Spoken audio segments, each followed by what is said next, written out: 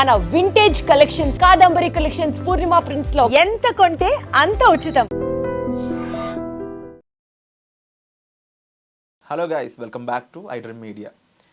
రిలేషన్షిప్లోకి వెళ్ళాక అంటే ఒక అమ్మాయి ఒక అబ్బాయి ప్రాపర్గా వాళ్ళు కమిట్మెంట్ తీసుకొని, అది లవ్ అండ్ రిలేషన్షిప్ అయి ఉండొచ్చు, లేకపోతే హస్బెండ్ అండ్ వైఫ్ కూడా అనుకుందాం.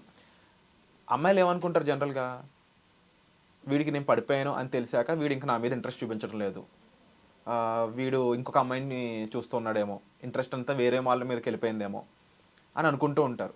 కానీ అబ్బాయిలు ఏం చెప్తూ ఉంటారు, నిన్ను నేను కమిట్మెంట్ ఇచ్చాను, కానీ ఇప్పుడు మన ఇద్దరం కలిసి బ్రతకాలి, మనకిద్దరికి ఒక ఫ్యామిలీ క్రియేట్ చేసుకోవాలంటే రెస్పాన్సిబిలిటీస్ ఉంటాయి, ఫైనాన్షియల్గా సెటిల్ అవ్వాలి, సో వీటి మీద నేను వర్కౌట్ చేయాలి కదా, దానికోసం టైం యూటిలైజ్ చేస్తున్నాను అని అబ్బాయిలు చెప్తూ ఉంటారు. కానీ ఇది తెలుసుకున్నా కానీ వీళ్ళ రిలేషన్షిప్ అనేది హ్యాపీగా ఉండట్లేదు. ఎందుకంటారు? అదే అడిగి తెలుసుకుందాం. మనతో ఉన్నారు పర్సనాలిటీ డెవలప్మెంట్ ట్రైనర్ అయిన రామేటు గారు. సార్తో మాట్లాడదాం.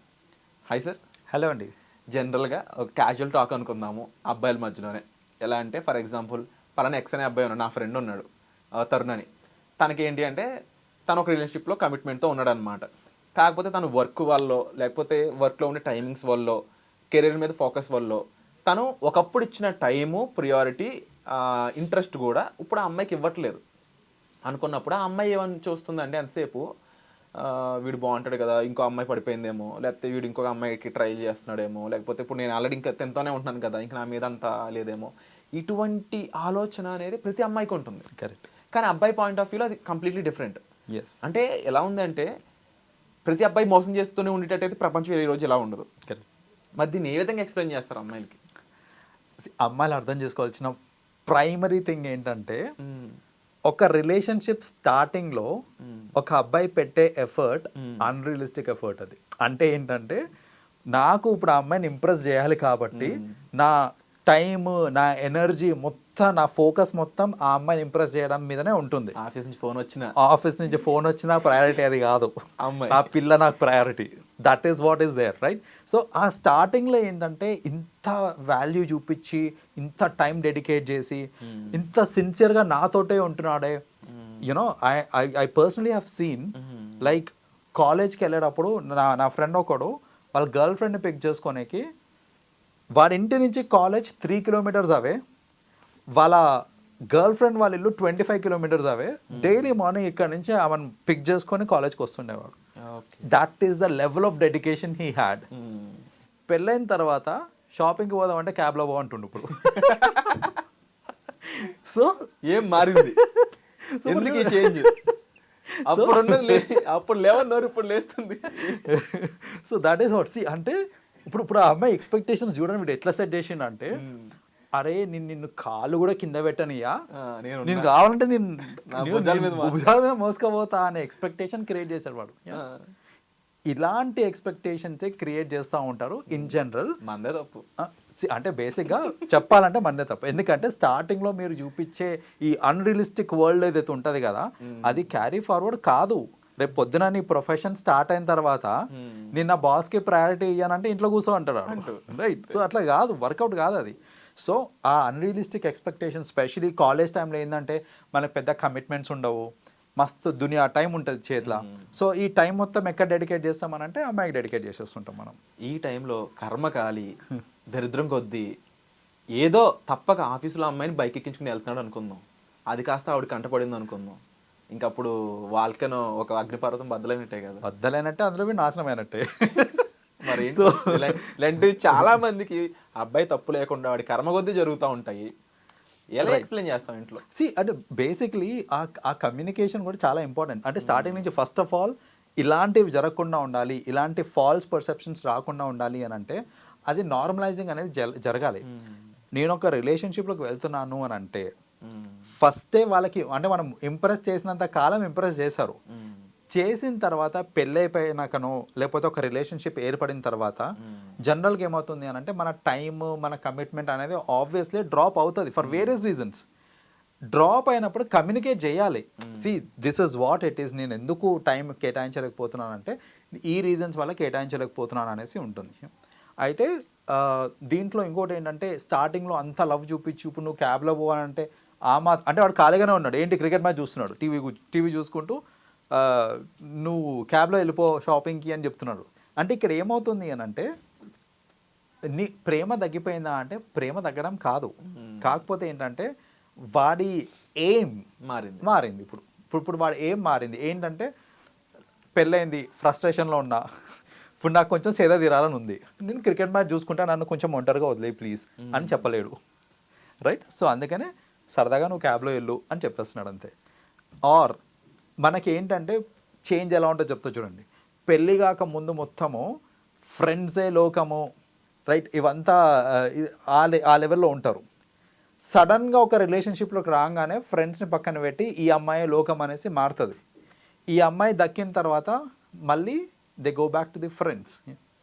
అయితే ఈ చేంజ్ ఓవర్ ఏదైతే ఉంటుందో చూడండి, అది చాలా డ్రాస్టిక్ చేంజ్ ఓవర్ ఉంటుంది. అది అలా కాకుండా ఈవెన్చువల్గా వచ్చింది అంటే వాళ్ళు కూడా యాక్సెప్ట్ చేస్తారు. పెళ్ళి కాగానే 1 monthకే అసలు ఇంకా అమ్మాయిని ఇంట్లో వదిలేసి నేను ఫ్రెండ్స్తో చిల్ అవుతా, నా నైట్ అవుట్లో వేసుకుంటా కూర్చుంటాను అంటే వర్కౌట్ కాదు అది. యూ హ్యావ్ టు టేకర్, నువ్వు రెస్పాన్సిబిలిటీ తీసుకున్నావు. సో అబ్బాయిలు కూడా ఏంటంటే రెస్పాన్సిబిలిటీ తీసుకోవాలి. సడన్ చేంజ్ ఓవర్ చేసి అట్లనే అనుమానాలు వస్తుంటాయి.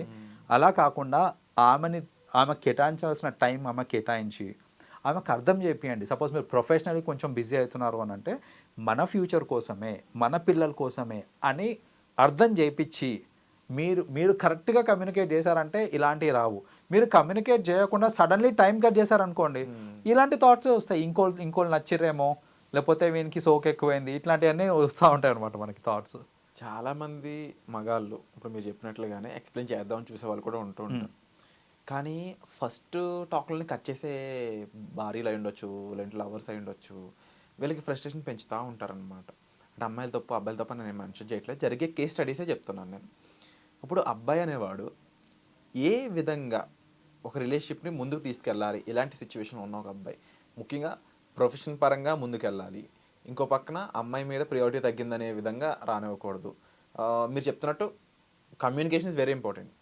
బట్ ఆ కమ్యూనికేషన్ ఏ విధంగా స్టార్ట్ చేయాలి, ఏ విధంగా ఉంచాలి, దానికోసం అమ్మాయి మీద ఇంకా ఎఫర్ట్స్ ఎలాంటివి ఉన్నాయి?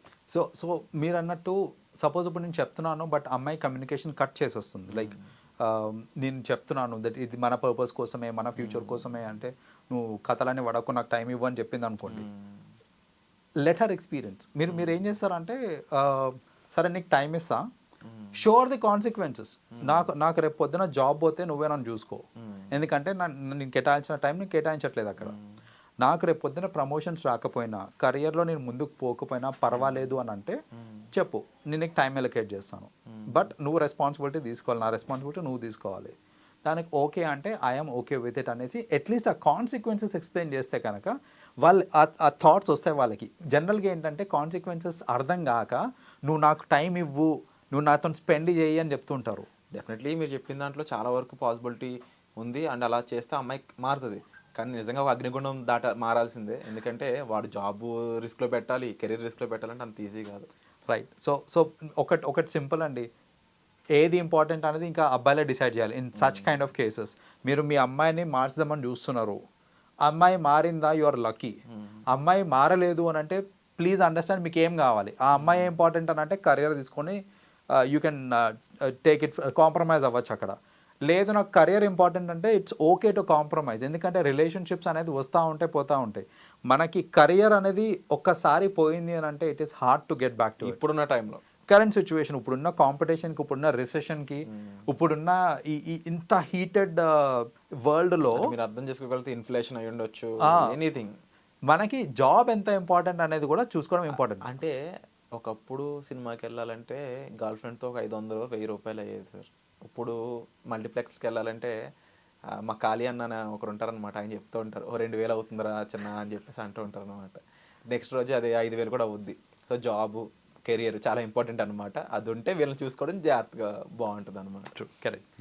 But definitely wonderful session sir, చాలా హ్యాపీగా ఉంది. ఒక రియలిస్టిక్ సొల్యూషన్ అయితే మాకు ప్రొవైడ్ చేశారు. డెఫినెట్లీ చాలా మంది ట్రై చేసి చూడండి అది. And thank you so much sir. Welcome.